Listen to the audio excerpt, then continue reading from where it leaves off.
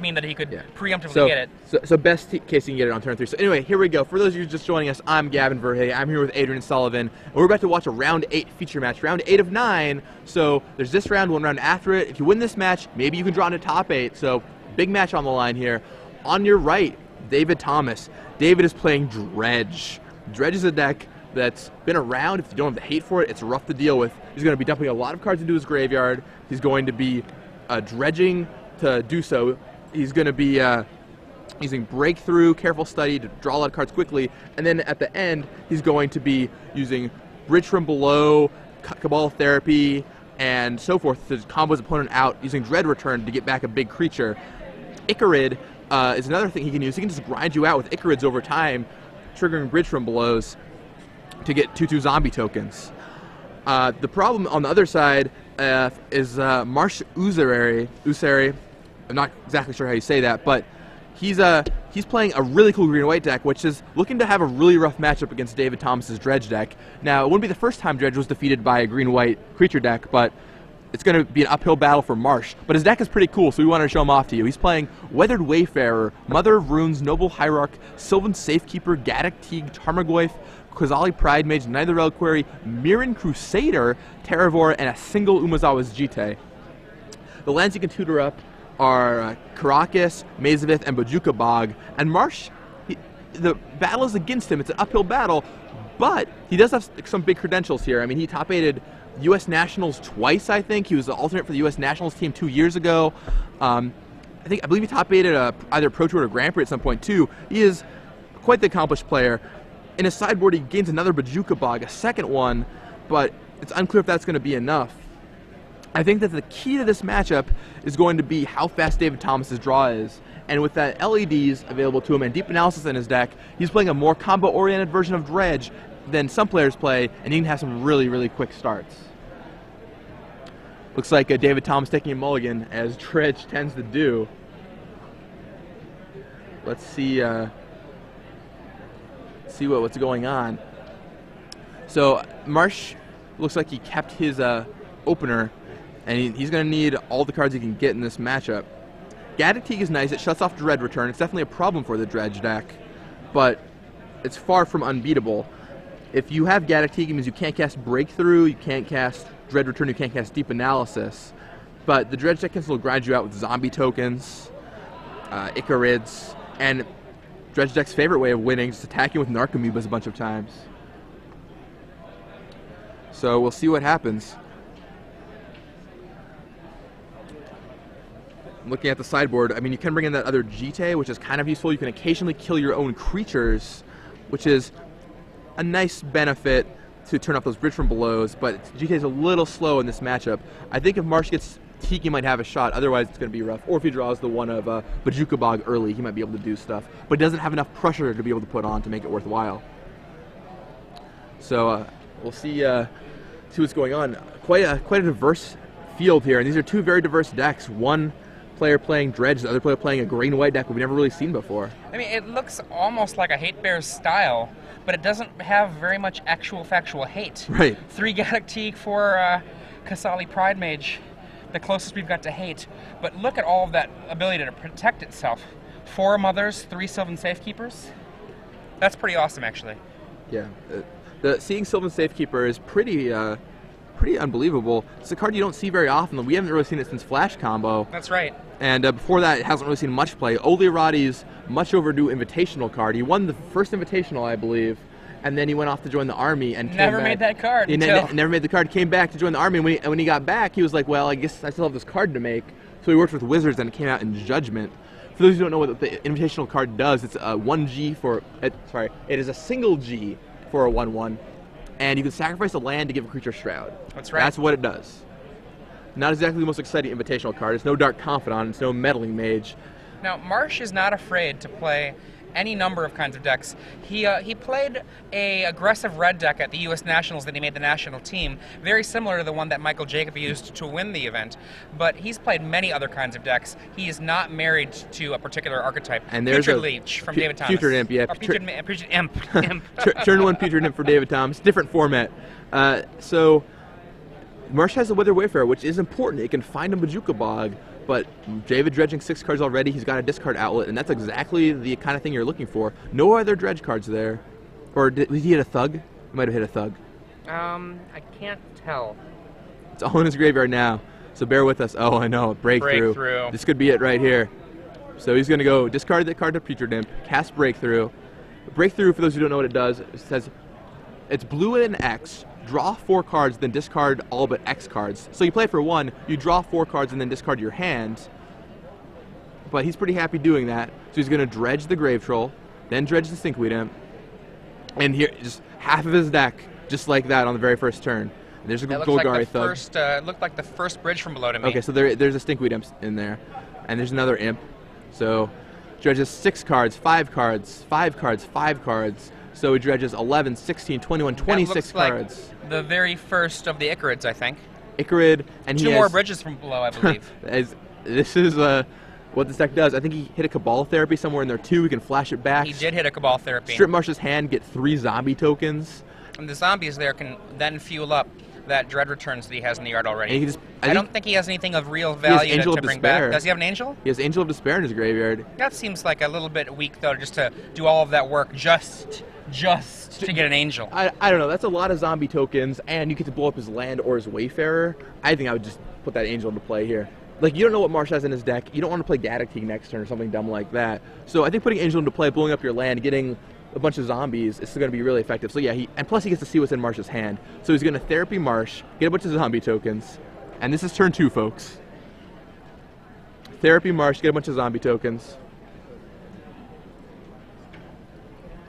Now, one of the things I don't like about David Thomas's deck, I really like seeing Tireless Tribe in Dredge. Instead, he's running 4 Lion's Eye Diamond, and that has a similar kind of value, but I think I prefer the Tireless Tribe. Well, so the difference is if you don't have Tireless Tribe, you don't have to play all of the Tarnished Citadel-like lands that hurt you, which makes a big difference, especially with decks like Burn running around. So David Cabal Therapies looks at Marsh's hand. Here's the Dread Returns. Angel. There's Angel of Despair. And gets a bunch of zombie tokens, sacrifice them all, and now he's got, alright, so turn 2, your board is 2/2 Putrid Imp, can't block, 2/2 zombie token, 5/5 Angel of Despair. He's got 3 bridges in his graveyard. I think David Thomas is in pretty good position here. Plus we know Marsh, he knows Marsh's hand, and there's not a lot he can do.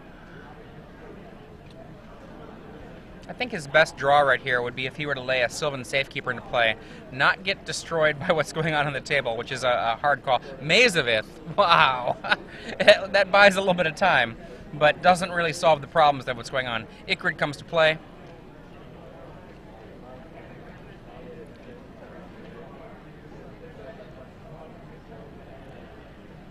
Golgari Grave Troll is dredged. Another Icarid hits the graveyard. Narcomoeba.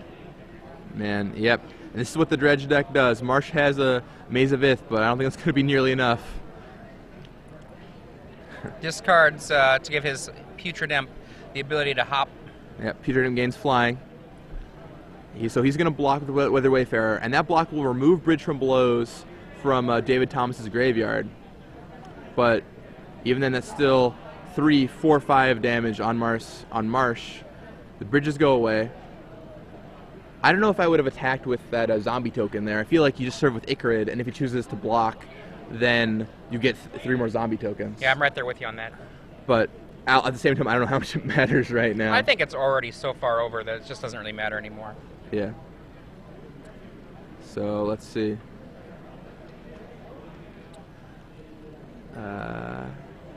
And here comes back both Icarids, and yeah, this game is.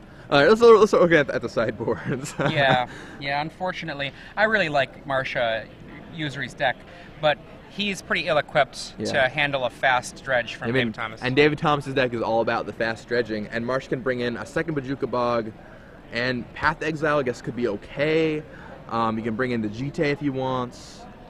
What do you think about the idea of bringing in Burrington Forge Tender just as a means to kill that bridge from below? I think it's good. I think you have to do that. And yeah, okay. Marsh picks up his cards, so On David's side, he's got Leyline of Sanctity not coming in. Pithing Needle, I don't think that's coming in. Chain of Vapor will probably come in to deal with cards like Gaddock Teeg that he knows his opponent could have.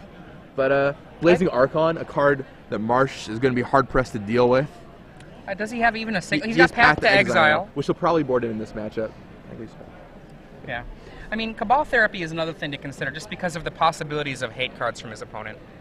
But clearly, Marsh Usary, even though he has the Bojuka Bog main, he's got a Weathered Wayfarer to be able to tutor for Bojuka Bog. For Weathered Wayfarer to do it, there have to be 2 lands in play to Marsh Usary's only 1 for that to actually work. And that's something that David Thomas could very easily play against. Seeing a Weathered Wayfarer is often a symbol for lands that do something. I wouldn't be surprised if David Thomas just completely played around the ability to have that Weathered Wayfarer do anything. The Knight of the Reliquary can do the same trick with Bojuka Bog, but again, that can be pretty slow. The fastest that can happen on either case is turn 3. At least as long as David Thomas plays around the ability of the Weathered Wayfarer to do that. Blazing Archon, such a great weapon for a deck like Dredge to be able to just make sure that there's nothing that can happen from Marsh Usary's side of the table, or any deck that usually uses the attack phase as its means of closing out games. For some decks, Blazing Archon is just going to be the lights. And Marsh, he has access to Path to Exile, but he has to decide to bring it in. If you look at that, Marsh has a whole mitt full of cards he's taking out. So we got 1, 2, 3, 4... Looked like there was maybe more than that, but if it's only 4 cards he's bringing in... Yeah, only 4 cards. I have to imagine that it's probably Bojuka Bog and probably 3 Path to Exile, meaning that he wouldn't go the Burrington Forge Tender route to use Burrington Forge Tender to try to get rid of the Bridge from Belows. Now, Burrington Forge Tender's job is not Bridge from Below. Burrington Forge Tender's got a very different job entirely, but, I mean, that's certainly an option that that Marsh has. I don't know what those cards were that he boarded in, but I'm looking forward to finding out. I know that having seen Marsh Usary play a lot of Magic, he's often very willing to play outside the box, and this deck definitely calls to that. Sylvan Safekeeper, for example, we talked earlier before about the possibility of the 4 Chain of Vapor that are in David Thomas's sideboard as an answer to Gaddock Teeg. Well, that's not so much of an answer to Gaddock Teeg if Mother of Runes and Sylvan Safekeeper are there. It's very easy for Marsh Usary to have one of his 6 protectors come down on turn 1, and then a Gaddock Teeg come down on turn 2, and David Thomas, at that point, there's not much that he can do other than attack with Icarid. Icarid being about the only way that he's going to be able to fight the Gaddock Teeg, because he's not going to be able to actually get anything else going that's going to be of real note. Now remember, he can get the Bridge from Belows to get the zombies out as well, but that's not the same thing as having the Dread Returns as the real finish. Obviously, Dread Returns is the way that he wants to be winning. Zombies can make it just happen all by itself, but there are still definitely things to think about here when it comes to Marsh Usary's ability to perhaps lock out and protect a Gaddock Teeg. So like, Gaddock Teeg protected by Sylvan Safekeeper and Mother of Runes is almost certainly Marsh's usual plan for something like this. Yeah, that is a good plan indeed. I mean, it's not great. It's, I would say, merely good. Yeah, I mean, the issue is, like, even though he can make sure that Dread Return doesn't go off, the zombies and the Icarid can still make it happen. And you just bring back that Icarid every turn, you slowly build up your zombies, and Marsh doesn't have a good way to punch through 16 zombie tokens. Now, except, I take that back, he has 4 Mirror Crusaders. 4 Mirror Crusaders. Which are kind of cute against the zombies, but even then, the Dredge deck is fast enough, I think he'll be able to deal with that. Now, it looked like Marsh only brought in 4 cards. Do you think he just brought in the Bojuka Bog and 3 Path to Exiles? Yeah, I'm guessing then we're not going to see the Forge Tenders here. It seems like shutting off that Bridge from Below is really important, but apparently not. The other thing is, I think T gets way worse now, because now David Thomas gets access to Chain of Vapor, which is... And again, remember, Sylvan Safekeeper and Mother of Runes can stop that from happening. Right. I mean, it can. The issue is, does he have the time to set that up? And if you go turn 1 Safekeeper, turn 2 Teague, that's the hand that Marshall's ideally looking for. But we'll see if it comes up. Okay, we get our opening hands. See what happens. All right. Marsh is on the play here. No doubt. I think you have to mulligan aggressively here. I don't think you can afford to take a mediocre hand. I think I saw an I'll keep, and David Thomas ships it back. Yep. Dredge player is the one deck that's usually fine mulliganing. You can Oh, go, yeah. You can go easily go down to 2 or 3 cards Absolutely. and still win. I mean, it's kind of crazy how effective that deck is at mulliganing. I mean, even to the point where you're down to 3 cards, and you've got no dredgers in your hand, but you've got land breakthrough. You cast it, and you find one, and then just start going from there. You'd prefer 7, but you don't have to have the 7. Max McCall, a player from Seattle, is known as like a dredge aficionado in the area. He's won a ton of tournaments with dredge, and he has won multiple games through only game actions. He has never casted. He's won games where he's never played a land or never cast a spell. He's like turn 1, draw a card, discard Michael Gari Grave Troll, eventually hit Bridge for Blows, hit Icarids, kill you through purely game actions. It's pretty insane. So the deck has so many different ways it can attack you from. For such a linear graveyard-based deck, you'd think it might just be, oh, well, I play, you know, 1 Tormod's Crypt or whatever, and you take care of it. So. Woohoo! Shaheen Sarani walking by telling us he is a draft champion. Wow, that's awesome. Draft Open champion, yeah. During these Legacy events, there's simultaneously 2 Draft Opens being run, and the winner both gets a bunch of money, picks up a bunch of Open Series points, and who better to pick it up? Shaheen Sarani. Like, he could use those points, and he knows how to draft well. So good work. Flagstones, Weathered Wayfarer, not the opening I think that Marsh Usary is hoping for here. No, I mean that Wayfarer could pick up Bajuka Bog, but on the play, Wayfarer is not quite as good.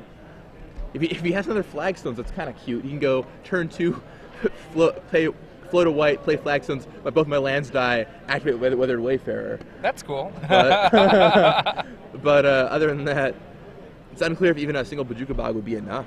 And remember, Dave Thomas can just play around other non-tricky activations, just not laying more than 1 land. Right. Or more than however many Marsh has out. Yep. Says go. There you go. Just going to go on the discard Grave Troll plan. Yep. Now remember, he had to mulligan, so he doesn't get to discard yet. Right. 1 more turn, he can discard. Look at his hand. He has lands there, but he's just opting not to play them. He wants to discard that Grave Troll.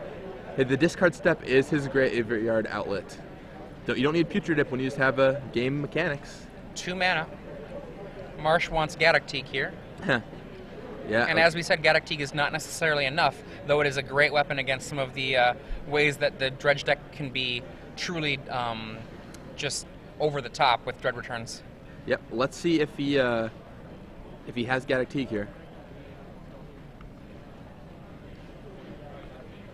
Oh, he just has Pride Mage, so he's going to serve in for 2, but not what he's looking for. And if there's a target for Pride Mage, it could remove those bridges, but I don't think there are any good targets for Pride Mage. Yeah, I mean, not unless David gives him one. Yeah, I mean, David has LED, or Needle, I guess, but I don't think he boarded Needle in. Marsh has 1 or maybe 2 Umezawa's GTAs, but it's pretty unexciting. Now, what Marsh would really love here at this next play is probably a Knight of the Reliquary. Yeah, to start finding Bajuka Bogs, that would be a pretty strong play for him. And David Thomas discards Golgari Grave Troll, once again, using the discard step to his advantage. Just taking natural game actions. Draw a card, discard a card, dredge. There's 24 lands in Marsh's deck. It's not unreasonable for him to have that 3rd land here. And if he has it on the night... I don't know that he has it, though. It doesn't look like it. Yeah. There's Tarmogoyf. Tarmogoyf. Tarmogoyf's going to get big really quick. Yeah. Might not be in time, though. I remember I bought my Tarmogoyfs early when it first came out because I thought it was a good sideboard card for the Dredge matchup. Yeah. A good point from Christian Wright about Gaddock stopping Breakthrough. Yep. And there is a 3rd land there. Strikes me then if he has a 3rd land that he does not have a Knight of the Reliquary in his hand. I think that's very likely. So we dredge that Troll, and here comes the Narcomoeba. Yep, Cabal Therapy, Narcomoeba, Deep Analysis. And Stinkweed. There's a Stinky. So if David Thomas has land Breakthrough, this could be a potentially devastating turn, depending on how many dredge cards he hits.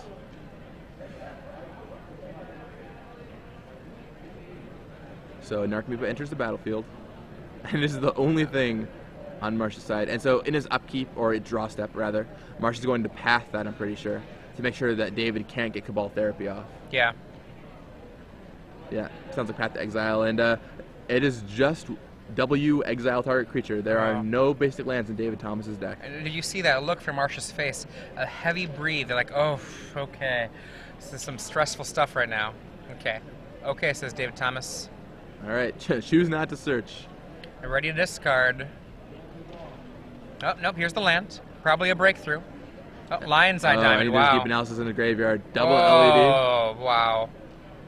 Crack for 3, discard my hand, and things are gonna get rough here for Marsh. He's gonna, oh no. Yeah, so what's gonna happen? He's going to be That's gonna, this wow. might be a game right here. He has deep analysis to flashback, and then he has Cephalid Coliseum, which he can activate with the mana. Yeah. So, the whole deck, says Rashad. That's the whole deck. yeah, that is, it's unbelievable. Once again, you just like, discard my hand, win the game. So do this, and I'm sure David Thomas is maybe worried about Ravenous Trap or something like that right now, but he's just going to go for it. So he activates Cephalid Coliseum. And now he's going to draw 3, discard 3. Make sure he has maximum amount of dredging cards in his graveyard. 1, 2, 3, 4. So he did bring those needles in. Another Cabal Therapy. Yep. I would not be surprised if David Thomas puts the game out of reach from Marsh this turn. Another Cabal Therapy. Yep, and we have the combo heads-up display here. Much different than a lot else that's going on. Another Cabal. Check Twitter. And he's going to keep on dredging. I think he's looking for that back for that deep analysis now. And, all right, flashbacks deep analysis. And going to draw some more cards. And by draw cards, we really just mean dredge cards. Someone just tweeted at us that we're off the air. If you can hear this, please tell us. I don't think we're off the air. Okay. All right. Okay, sure. Okay. So there's a Golgari Grave Troll. And flips over a bunch of Narcomoebas. I see another deep analysis.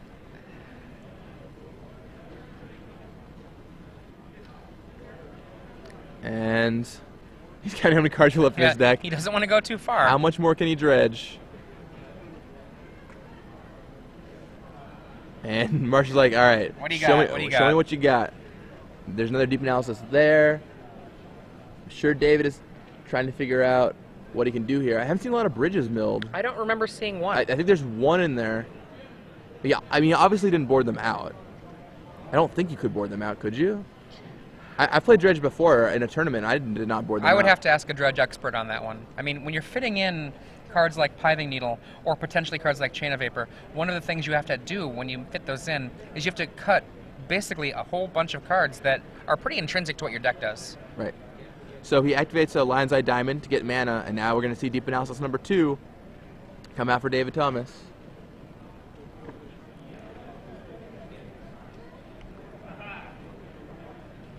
And he's going to dredge some more. Dredge 6 cards for that Golgari Grave Troll, Narcomoeba, Cephalid Coliseum, Stinkweed Imp, Cephalid Coliseum, Putrid Imp. There's a bridge. Now he's going to dredge again. Another Grave Troll. 1, 2, 3, There's 4, another bridge. 5. Another bridge. There you go. The bridges are all hiding at the bottom of his library, so that's plenty of bridges. And now I think David, if I don't remember if he has Flamekin Zealot. If he has the Zealot in his graveyard, he might be able to win right now. Otherwise, he'll have to just get a bunch of zombie tokens and, I don't know, bring back Angel of Despair or something similar. He's probably going to Cabal Therapy Marsh to make sure there's not, say, a Ravenous Trap hiding in his hand. Although I think that trap would have been played long ago if that were the case. Cabal Therapy, just to check to see what's out there. I mean, we Builds know up some zombies, make sure that there's nothing that can go wrong, no Ravenous Trap, nothing like that. I mean, The trigger would be happening right then, so... Yeah, I mean, if he had Ravenous Trap now, it'd be when he would cast it. Yeah. All right, There we go. Land. This looks like a hand that Marsh usually should have mulliganed. Yeah, I don't like keeping this hand. I think you have to be aggressively. See, he named Swords to Plowshares. None there, and now David knows he can just kill.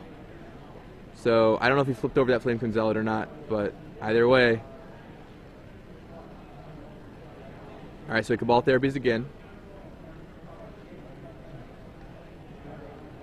Or he pulls it out. I assume he's going to sacrifice a creature. Looking through what a deck of a graveyard. Let's see.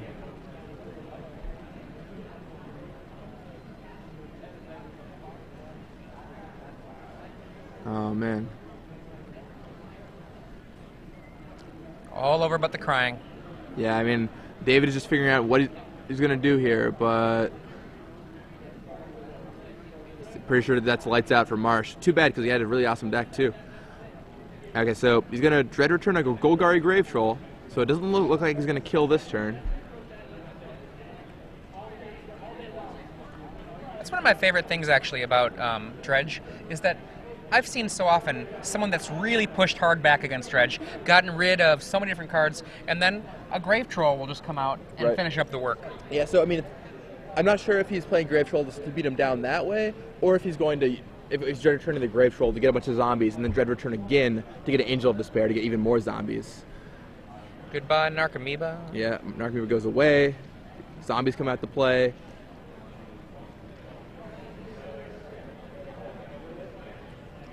Bunch of zombie tokens.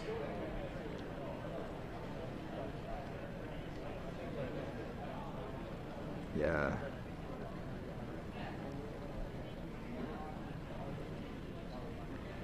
And I think Marsh is looking through David's options, making sure everything is as it seems. And all those zombie tokens are going to quickly end this game for Marsh. Yeah, there's nothing Marsh can do. Yeah, I keep looking at the list, wanting to see something that can happen, but there's nothing in this list. Now, Marsh just a round to go with 6-0 in this, I think, very competitive Legacy event, and I'm kind of sad. You know, I like watching Marsh's decks play, and seeing this deck just wallop him upside the face so hard. I mean, Dredge is a rough matchup. All right, so here we go. A bazillion zombies, so there are 6 zombies out. There were 9. 3 of them were just used to Dread Return. Grave Troll comes back. Now, are we going to see... Okay, there's another Dread Return in the graveyard. I mean, I think he's waiting on David to mess up. If David messes up, Marsh can maybe win, but I don't really see how that's happening at this point. So, so the trick with the Golgari Grave Troll, I think what they're talking about right now, is if you Dread Return a Grave Troll, it counts itself when it's coming back into play, which is not something that you would normally think about. The conversation seems like it's pretty unimportant when it comes to how this is going to affect Marsh's position.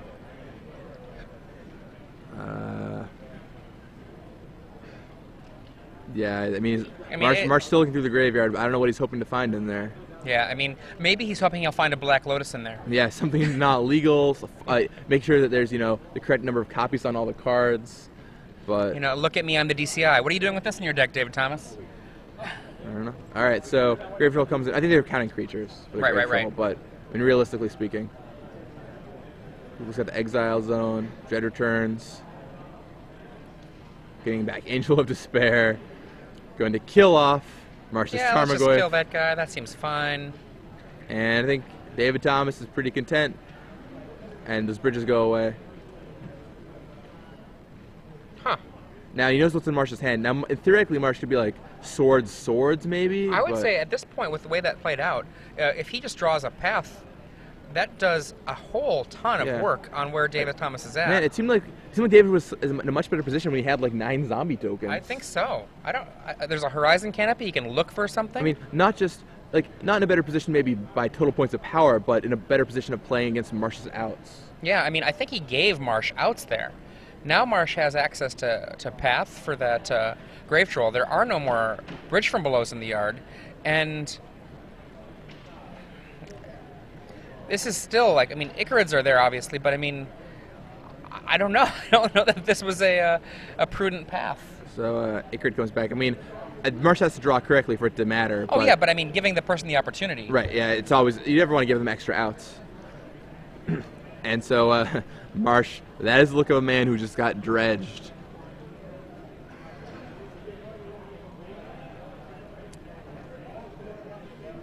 A poem sent to us by Stuart Walker on Twitter, Dredger's poem, Milling 6, this isn't hard. Good stuff heading to the yard. Narco out, you're nearly done. In for 40, isn't this fun? Nice. Nice. That is awesome. And Stewie Two Shoes for that. That's awesome. And let's see. Our creator goes away there. And Marsh is desperately looking for something he doesn't have.